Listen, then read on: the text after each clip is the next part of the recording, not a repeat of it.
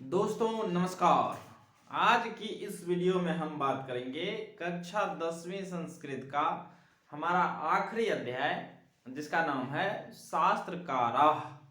ठीक है, शास्त्रकारा ये हमारा आखिरी अध्याय यानी चतुर्दश पाठ 14वां अध्याय है शास्त्रकारा, जिसका अर्थ होता है शास्त्रकार। इस अध्याय में हम जानेंगे कि शास्त्रकार जो है कितने हैं और अलग अलग दर्शन के कौन कौन से प्रवर्तक हैं, तो उसके बारे में समझेंगे। ये हमारा क्रैश कोर्स वाला वीडियो है, इसीलिए हम इसमें डायरेक्ट अर्थ बताते हैं, ये तो पता ही होगा।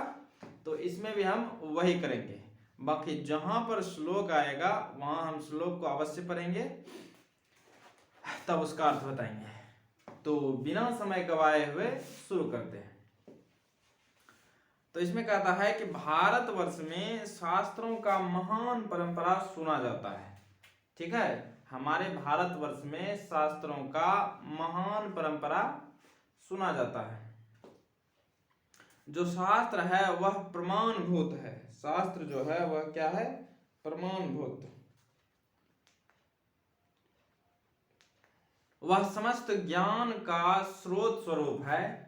ठीक है, इस पाठ में प्रमुख शास्त्रों का निर्देश पूर्वक और उन शास्त्रों के प्रवर्तकों का निरूपण किया गया है। ठीक है, इस पाठ में यानी शास्त्रकारा अध्याय जो होगा, इसमें हम प्रमुख शास्त्रों का निर्देश पूर्वक और उन शास्त्रों का जो प्रवर्तक है यानी रचिता है उनके बारे में बताया गया है। मनोरंजन के लिए इस पाठ में प्रश्न उत्तर शैली अपनाई गई है कि आपका एंटरटेनमेंट बना रहे, इसके लिए इसमें प्रश्न उत्तर शैली अपनाई गई है। कैसी शैली? प्रश्न उत्तर। इसके बाद शिक्षक क्या करते हैं? कक्षा में प्रवेश करते हैं और छात्रगण आदर पूर्वक खड़े होकर के उनका अभिवादन करते हैं। ठीक है, आदर पूर्वक बच्चे जो है मतलब जो अच्छे छात्र होते हैं वह उनका सम्मान जरूर करते हैं। तो शिक्षक कहते हैं कि आप सभी बैठ जाइए। आज आप लोगों का परिचय संस्कृत शास्त्रों से होगा। आज आप लोगों का परिचय किससे होगा? संस्कृत शास्त्रों से। तब युवराज नाम का छात्र कहता है कि गुरुदेव शास्त्र क्या होता है? हमको तो शास्त्र पते नहीं है। तो शिक्षक कहते हैं शास्त्र उसका नाम है जो ज्ञान का शासक है। जो ज्ञान का शासक है वही क्या है? शास्त्र। मानव को कर्तव्य व अकर्तव्य के विषय में वह शिक्षा देता है। वह मतलब कौन? शास्त्र। शास्त्र क्या करता है? मानव को कर्तव्य और अकर्तव्य के बारे में शिक्षा देता है। आगे है, शास्त्र ही आजकल अध्ययन विषय कहलाता है। पश्चिमी देश में इसे अनुशासन के नाम से जाना जाता है। पश्चिमी देश में शास्त्र को अनुशासन के नाम से जाना जाता है। फिर भी शास्त्र का लक्षण धर्म शास्त्रों में इस प्रकार है। शास्त्र का लक्षण धर्म शास्त्र में अलग से दिया गया है कि हमारी प्रवृत्ति की कौन सा कार्य हमें करना चाहिए और कौन सा कार्य नहीं करना चाहिए। नित्य किए जाने वाले कार्यों का पुरुष को जो उपदेश देता है वही शास्त्र के नाम से जाना जाता है। ये धर्म शास्त्र में ऐसा दिया गया है कि हमारी प्रवृत्ति की कौन सा कार्य हमें करना चाहिए, कौन सा कार्य हमें नहीं करना चाहिए। नित्य किए जाने वाले कार्यों का पुरुष को जो उपदेश देता है, जो बुक जो किताब या उपदेश देता है वही शास्त्र के नाम से जाना जाता है। यहां तक क्लियर हो गया होगा। आगे अब अभिनव नाम का जो छात्र है वह कहता है अर्थात शास्त्र मानव को कर्तव्य और अकर्तव्य का बोध कराता है और शास्त्र नित्य होता है, विद्रूप होता है अथवा जो कृतक है वह ऋषियों के द्वारा प्रणीत है। मतलब जो करने वाला है वह ऋषियों के द्वारा प्रणीत है। ठीक है, यह अभिनव नाम का छात्र थोड़ा सा समझदारी से ये बात बोलता है। तब शिक्षक कहते हैं ठीक जानते हो वत्स, सही कह रहे हो तुम, बिल्कुल ठीक। जो कृतक शास्त्र है उनकी रचना ऋषि और अन्य विद्वानों के द्वारा किया गया है। जो करने वाला शास्त्र है उसकी रचना ऋषि और अन्य विद्वानों के द्वारा किया गया है। सर्वप्रथम 6 वेदांग हैं, वेदांग शास्त्र है, ठीक है। 6 वेदांग शास्त्र है। वेदांग शास्त्र कितने हैं? 6। 6 में कौन सा बजाएगा? तो शिक्षा, कल्प, व्याकरण, निरुक्त, छंद और ज्योतिष, ये सभी शास्त्र है, याद रखिएगा। शिक्षा, कल्प, व्याकरण, निरुक्त, छंद और ज्योतिष, ये 6 हो गया। इमरान कहता है इन विषयों के प्रणेता कौन कौन है, मतलब इनके रचनाकार कौन सब है जिन्होंने इसकी रचना की। तब शिक्षक कहते हैं आप सभी लोग सावधानी पूर्वक सुनो। शिक्षा से हमें उच्चारण प्रक्रिया का ज्ञान होता है, ठीक है। शिक्षा से हमें किसका ज्ञान होता है? तो उच्चारण प्रक्रिया का। पहला हम बोलते शिक्षा, तो शिक्षा से हमें उच्चारण प्रक्रिया का ज्ञान होता है। और पाणिनीय शिक्षा उसका प्रसिद्ध ग्रंथ है। शिक्षा के लिए जो प्रसिद्ध ग्रंथ है वह है पाणिनीय शिक्षा, यानी पाणिनि के द्वारा रचित। फिर अगला बताए थे कल्प। कल्प में जो है, कल्प जो है कर्मकांड ग्रंथ है, ठीक है। हमें कौन सा कार्य करना चाहिए, पूजा के लिए क्या नियम है, नहीं है, कर्मकांड हम भारतीय संस्कार चैप्टर में भी बताए थे। तो कल्प जो है कर्मकांड ग्रंथ है और वह सूत्रात्मक है, ठीक है, सूत्र रूप में है। बौधायन, भारद्वाज, गौतम, वशिष्ठ आदि ऋषि इस शास्त्र के रचिता हैं। तो कल्प के रचिता हो गया गौतम, भारद्वाज, बौधायन, वशिष्ठ, ये सभी इनके रचिता है। उसके बाद तीसरा हमारा था व्याकरण। तो व्याकरण तो पाणिनि द्वारा रचा गया है। व्याकरण जो रचा गया है पाणिनि कृत व्याकरण बहुत बढ़िया है, सबसे पहले वही रचा गया था, पाणिनि द्वारा रचा गया है, जो कि बहुत प्रसिद्ध है। उसके बाद अगला बचा हमारा निरुक्त। तो निरुक्त का कार्य है वेद के अर्थ का बोध कराना। वेद होता है 4 वेद बताए थे, ऋग्वेद, यजुर्वेद, सामवेद और अथर्ववेद। उसके अर्थ का बोध जो कराता है उसको हम कहते हैं निरुक्त, यानी वो निरुक्त का काम है। तो निरुक्त का कार्य है वेद के अर्थ का बोध कराना। और निरुक्त के रचयिता कौन है? तो यास्क। निरुक्त के रचयिता कौन है? यास्क। यास्क।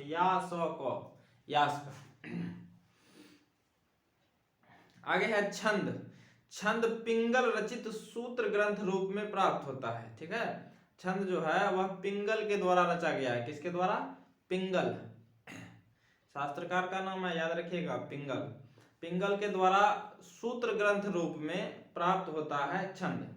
उसके बाद आखिरी बचा हमारा ज्योतिष। तो ज्योतिष की रचना लगध ने किया है। ज्योतिष की रचना किसने किया है? लगध ने। ज्योतिष की रचना किसने किया है? लगध ने। और वह वेदांग ज्योतिष ग्रंथ में प्राप्त होता है। तब कहता है अब्राहम नाम का छात्र, क्या ये सब ही शास्त्रकार हैं? शिक्षक कहते हैं नहीं, ये सभी प्रवर्तक है, मतलब सबसे पहले जो लिखने वाला होता है वही वह प्रवर्तक। उसके बाद भी तो अब नया ढेरी वैरायटी का इस पर एकदम छप रहा है ने। तो नहीं, ये सभी प्रवर्तक है। वस्तुतः एक बहुत बड़ी परंपरा इन शास्त्रों के बाद संचालित की गई। इन शास्त्रों की प्रवृत्तियों के बाद, मतलब ये सब जो प्रवर्तक थे इसके बाद में बहुत सारा किताब का रचना किया गया, जो कि इससे बेहतर हो सकता है, ये कंफर्म नहीं है, ठीक है। लेकिन वस्तुतः एक बहुत बड़ी परंपरा इन शास्त्रों की प्रवृत्तियों के बाद संचालित की गई। कुछ दर्शन शास्त्र हमारे देश में भी है, यानी कुछ दर्शन शास्त्र भी हमारे देश में हैं। तब श्रुति नाम की जो छात्रा है वह कहती है कि हे आचार्य, दर्शनों के कौन कौन से प्रवर्तक और शास्त्रकार हैं? हमको थोड़ा सा दर्शन के बारे में बताइए कि दर्शन के कौन कौन से प्रवर्तक और शास्त्रकार हैं। ध्यान दीजिएगा, यहां से ऑब्जेक्टिव निश्चित रूप में आता है। तो शिक्षक कहते हैं सांख्य दर्शन के प्रवर्तक कपिल हैं, ठीक है। पहला ऑब्जेक्टिव, सांख्य दर्शन के प्रवर्तक कौन है? कपिल। कौन है? कपिल। सांख्य दर्शन के प्रवर्तक कौन है? कपिल। दूसरा है योग दर्शन के प्रवर्तक पतंजलि है। योग दर्शन के प्रवर्तक पतंजलि। योग दर्शन के प्रवर्तक पतंजलि। और एवं न्याय दर्शन की रचना गौतम के द्वारा की गई है। न्याय दर्शन की रचना किसके द्वारा? गौतम के द्वारा। न्याय दर्शन की रचना किनके द्वारा? गौतम के द्वारा। ये सब दर्शन के बारे में बता रहे थे। सांख्य दर्शन के प्रवर्तक कपिल, योग दर्शन के प्रवर्तक पतंजलि और न्याय दर्शन की रचना किसके द्वारा? गौतम के द्वारा। और वैशेषिक दर्शन की रचना कनाद ने किया है। वैशेषिक दर्शन की रचना किसने किया है? कनाद ने। फिर है मीमांसा दर्शन के रचिता जेमिनिना है। ठीक है, मीमांसा दर्शन के रचिता कौन है? जेमिनिना। वेदांत दर्शन के रचिता है बादरायण। तो वेदांत दर्शन से भी पूछ सकता है ऑब्जेक्टिव। ठीक है, तो उनके रचिता कौन है? तो बादरायण। और मीमांसा दर्शन के रचिता कौन है? तो जेमिनिना। ठीक है, इन सभी के 100 से अधिक व्याख्याता और स्वतंत्र ग्रंथकार है। इन सब का 100 से अधिक व्याख्याता है, अलग अलग वैरायटी का। तब गार्गी नाम का छात्र कहता है, गुरुदेव आप वैज्ञानिक शास्त्रों के बारे में क्यों नहीं बोलते हैं? आखिर वैज्ञानिक शास्त्र के बारे में नहीं बताइएगा तो कैसे जानकारी प्राप्त होगी? तब शिक्षक बोलते हैं, ठीक कहती हो। प्राचीन भारत में विज्ञान की विभिन्न शाखाओं में शास्त्र परिवर्तित हो गए। ठीक है, प्राचीन भारत में विज्ञान की विभिन्न शाखाओं में शास्त्र, हाँ, तो विज्ञान का अलग अलग शाखा में शास्त्र बट गया प्राचीन भारत में। ठीक है, प्राचीन भारत में विज्ञान की अलग अलग शाखाओं में शास्त्र परिवर्तित हो गए। आयुर्वेद शास्त्र में चरक संहिता, सुश्रुत संहिता इत्यादि शास्त्रों के नाम प्रसिद्ध है। आयुर्वेद शास्त्र में चरक संहिता और सुश्रुत संहिता इत्यादि शास्त्रों का नाम फेमस है। उससे ही रसायन विज्ञान और भौतिक विज्ञान उत्पन्न हुआ है। यानी आयुर्वेद शास्त्र से ही रसायन विज्ञान यानी केमिस्ट्री और भौतिक विज्ञान फिजिक्स उत्पन्न हुआ है। किसे? आयुर्वेद शास्त्र से। फिर आगे दिया गया है यहाँ पर, ज्योतिष शास्त्र में भी खगोल विज्ञान गणित इत्यादि शास्त्र है। ज्योतिष शास्त्र में भी खगोल विज्ञान गणित इत्यादि शास्त्र है। उसके बाद आर्यभट्ट का ग्रंथ आर्यभट्टनाम प्रसिद्ध है। आर्यभट्ट के द्वारा जो ग्रंथ रचा गया था आर्यभट्टनाम, वो बहुत फेमस है। और वराह मिहिर का बृहत संहिता विशाल ग्रंथ है जिसमें भिन्न भिन्न विषय समन्वित है। वास्तु शास्त्र भी यहाँ व्यापक शास्त्र था। वास्तु शास्त्र भी यहाँ पर बहुत बड़ा शास्त्र था। कृषि विज्ञान की रचना पराशर ने किया। कृषि विज्ञान की रचना किसने किया? पराशर ने। वस्तुतः शास्त्रों की संख्या अल्प नहीं है। हमारे यहाँ शास्त्रों की संख्या कम नहीं है, बहुत है। अब ये तो इतना बता दिए कि दिमाग खराब हो गया होगा। तब वर्ग नायक जो होता है क्लास का हेड, मॉनिटर जिसको कहते हैं, वह कहता है, गुरुदेव आज हम लोग बहुत जाने। प्राचीन भारत का गौरव सर्वथा समृद्ध है। पहले जमाने का भारत जो है वो बहुत समृद्ध था, बहुत विकसित था। हालांकि ऐसा नहीं कि अभी डूब गया है, अभी भी बढ़िया है, अब तो और निखर रहा है।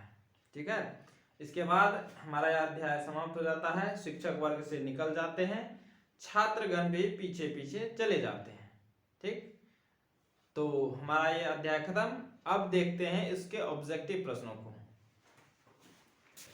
तो हमारा पहला ऑब्जेक्टिव है कि व्याकरण के रचनाकार कौन है? तो व्याकरण के रचनाकार बताए थे पाणिनि। पाणिनि रचित व्याकरण, तो ऑप्शन बी। प्रश्न संख्या 2, शास्त्रकारा किस प्रकार का पाठ है? तो हम बताए थे ये वार्तालाप है, शिक्षक और छात्रों के बीच का ये संवाद है, गपशप। प्रश्नोत्तर शैली के रूप में अपनाया गया है जिससे कि और बेहतर अच्छे से समझ में आए। प्रश्न 3, शास्त्र मानवों को किसका बोध कराता है? तो बताए थे कर्तव्य और अकर्तव्य का। तो हर्तव्य नहीं, धर्तव्य नहीं, मंतव्य नहीं, कर्तव्य अकर्तव्य, ऑप्शन सी। प्रश्न संख्या 4 कहता है कि वेद रूपी शास्त्र क्या होता है? तो बताए थे वेद रूपी शास्त्र जो होता है वह नित्य होता है, ऑप्शन बी। शास्त्र किसके लिए कर्तव्य और अकर्तव्य का विधान करते हैं? तो मानवों के लिए, ऑप्शन बी। शास्त्र किसके द्वारा रचित है? तो ऋषियों के द्वारा। किसके द्वारा? ऋषियों के द्वारा। प्रश्न 7, शास्त्र किसको कर्तव्य और अकर्तव्य का बोध कराता है? मानव। कृषि विज्ञान के प्रवर्तक कौन है? तो 8 का हो जाएगा क्या? पराशर। कृषि विज्ञान के प्रवर्तक पराशर। 9, मीमांसा दर्शन के प्रवर्तक कौन है? तो जेमिनी। मीमांसा दर्शन के प्रवर्तक जेमिनी। प्रश्न संख्या 10, कहता है चरक संहिता की रचना किसने की थी? तो चरक ने की थी। ठीक है, किसने की थी? चरक ने। तो ऑप्शन सी 10 का। 11 आर्यभट्टीय नामक ग्रंथ किनका है? तो आर्यभट्ट के द्वारा यह रचा गया है, आर्यभट्टिया नामक। अब देखते हैं प्रश्न संख्या 12। कहता है कि योग दर्शन के प्रवर्तक कौन है? तो योग के बारे में कौन बताए थे? पतंजलि। निरुक्त के रचयिता कौन है? निरुक्त यास्क के द्वारा रचित है। Option A. निरुक्त किसके द्वारा रचित है? यास्क। फिर 14 न्याय दर्शन के प्रवर्तक गौतम। न्याय दर्शन के प्रवर्तक गौतम। अगला है वराहमिहिर द्वारा रचित ग्रंथ कौन सा है? तो वराहमिहिर के द्वारा बृहत संहिता। कौन सा? बृहत संहिता। ऋष्यादि प्रणीत को क्या कहते हैं? क्या बोले थे? कृतक। कृतक। Option C.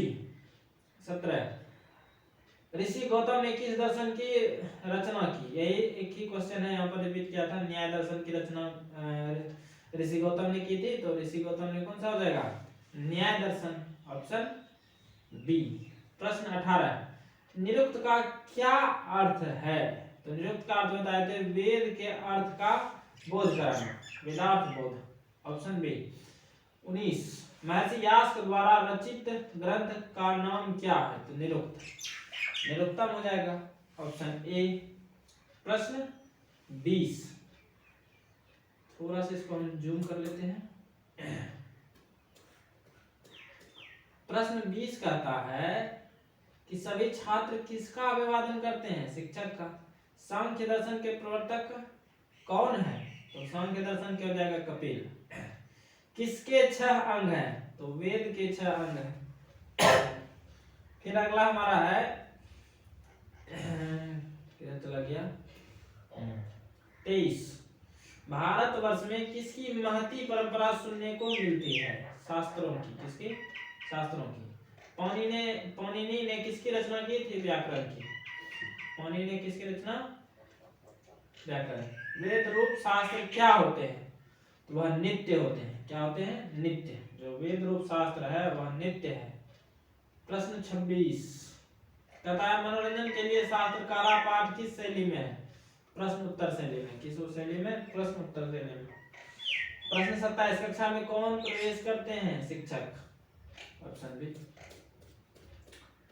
अगला देखते हैं हम अपना प्रश्न 28 छात्र किसके शास्त्रों से अवगत होगा? संस्कृत के शास्त्रों। किसके? संस्कृत। 29 देखिए ज्ञान का शासक कौन है? तो ज्ञान का शासक शास्त्र है। क्या है? शास्त्र। Option C. मनुष्य को कर्तव्य और अकर्तव्य की शिक्षा कौन देता है? तो शास्त्र। वेद के कितने अंग है? 6। वेद के कितने अंग? 6। शिक्षा क्या बोध कराता है? काल, उच्चारण क्रिया, समास, स्वर। तो उच्चारण क्रिया। शिक्षा जो है उच्चारण क्रिया का बोध कराता है। जब 6 अंग बता रहे थे तो उसी समय हम बताए थे शिक्षा के बारे में। प्रश्न 33 कहता है कल्प किस प्रकार का ग्रंथ है? तो कल्प के बारे में बताए थे ये कर्मकांड है। क्या है? कर्मकांड। प्रश्न 34 कर्मकांड का वर्णन करने वाले ग्रंथ कौन है? तो क्या होगा? कल्प। अब 35 छात्रानाम डैश तपः रिक्त स्थान में कौन पद होगा? तो ये तो उस चैप्टर का है कर्मवीर कथा का, नहीं। छात्रों के लिए जो है अध्ययन तप के बराबर है, तो इसका हो जाएगा अध्ययनम। Option C. अब देखते हैं 36, 37 और 38। 36 कहता है कि पिंगल किस वेदांग शास्त्र के प्रवर्तक आचार्य हैं? पिंगल। तो क्या हो जाएगा? छंद के। किसके हो जाएगा? छंद के। अब 37 देख लेते हैं। 37 चरक और सुश्रुत ने किस शास्त्र का प्रवर्तन किया? तो आयुर्वेद शास्त्र का। किसका? आयुर्वेद शास्त्र का। चरक और सुश्रुत ने आयुर्वेद शास्त्र का प्रवर्तन किया। आखिरी प्रश्न बृहत संहिता के रचनाकार कौन है? बृहत संहिता के रचनाकार कौन है? तो बताए थे वराहमिहिर। वराहमिहिर। ठीक है, तो हमारा ये ऑब्जेक्टिव खत्म होता होगा। उम्मीद है कि आपको बेहतर समझ में आया होगा। तो आज के लिए दीजिए मुझे इजाजत। अपना ख्याल रखें, बड़ों का सम्मान करें। जय हिंद, जय भारत।